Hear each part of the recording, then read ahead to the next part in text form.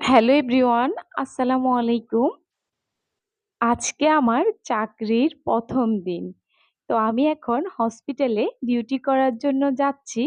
তো ভাবলাম আপনাদের সাথেও একটু শেয়ার করি। এখন কিন্তু সময় প্রায় ৮টা ৫০ বাজে। তো আমি ১০ মিনিট আগেই বেরিয়ে যাচ্ছি। ৯টা থেকে আমার ডিউটি শুরু। এখান থেকে হসপিটাল পর্যন্ত যাওয়া আমার মাত্র ৫ মিনিট লাগবে। আর ওখানে গিয়ে ড্রেস চেঞ্জ করা আরো ৫ মিনিট। তো এজন্য সময় আমি আগেই ঠিক করে বেরিয়ে পড়েছি। গতকাল রাতে কিন্তু আমার একটুও ঘুম আসে নাই।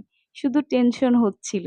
ছোট দুটো বাচ্চা রেখে কিভাবে আমি চাকরি করব, কিভাবে কি করব এগুলো চিন্তা করতে করতে আর ঘুমই এলো না। দেখুন চোখ মুখের অবস্থা কিন্তু খারাপ। তারপরে আবার ভোরবেলা উঠে রান্না সব ঠিকঠাক করে মেয়েকে স্কুলে পাঠিয়ে তারপর আমি যাচ্ছি ডিউটিতে। অনেকেই হয়তো বলতে পারেন, "তো আপু ছোট বাচ্চা রেখে কেন ডিউটি করছো?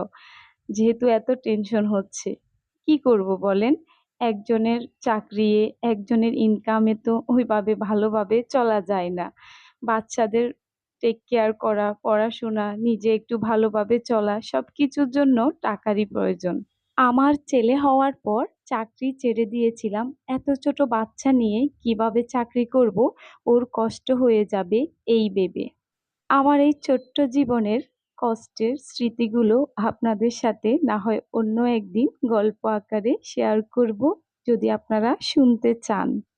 আমি হসপিটালে এসেই ১ম এ হ্যান্ডওভার নিয়ে নিয়েছি। রুগী কয়টা আছে, কি সমস্যা, কি হয়েছিল সবকিছু।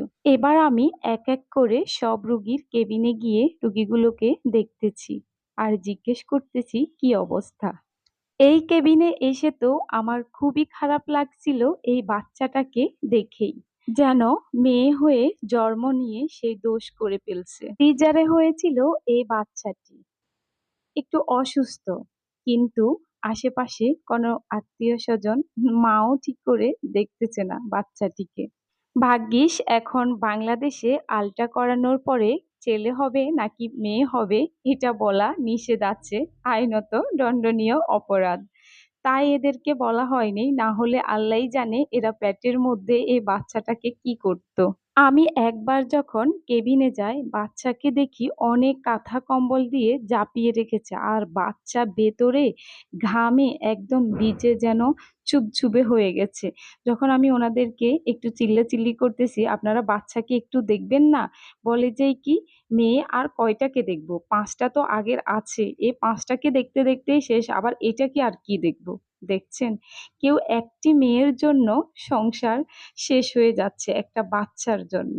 আর আর ওনাদের মেয়ে হয়েছে, এজন্য ওনারা আর দেখবেও না একে। ওনারা আগে থেকে ভাবছিল এটা ছেলে হবে, এই জন্য সিজার করিয়েছে, না হলে হয়তো সিজারও করতো না। আপনাদের সাথে হয়তো আগের মতো অত সুন্দর ভিডিও শেয়ার করতে পারবো না, তবে আমি মাথায় রেখেছি যে আপনাদের সাথে কিছু ইম্পর্টেন্ট ভিডিও আমি শেয়ার ঠিকই করব।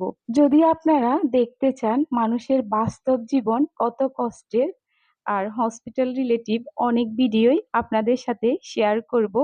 তো যদি আমার ভিডিওগুলো আপনাদের কাছে ভালো লাগে, তো প্লিজ আমার চ্যানেলটি সাবস্ক্রাইব করে পাশেই থাকবেন। তো এখন কিন্তু প্রায় ২টা বেজে গেছে, আর ২টার সময় সব রোগীরা কিন্তু মেডিসিন পায়। আমি সবাইকে মেডিসিন দিয়ে আসছি। সবকিছু কিন্তু আপনাদের সাথে আমি শেয়ার করতে পারতেছি না। আন্তরিকভাবে দুঃখিত। কারণ হসপিটাল তো, রোগীদের জীবন মরণের প্রশ্ন আছে। একটা ইনজেকশন, একটা ওষুধ ভুল হলে তো আমি এগুলো কিন্তু খুব কেয়ারলি করি।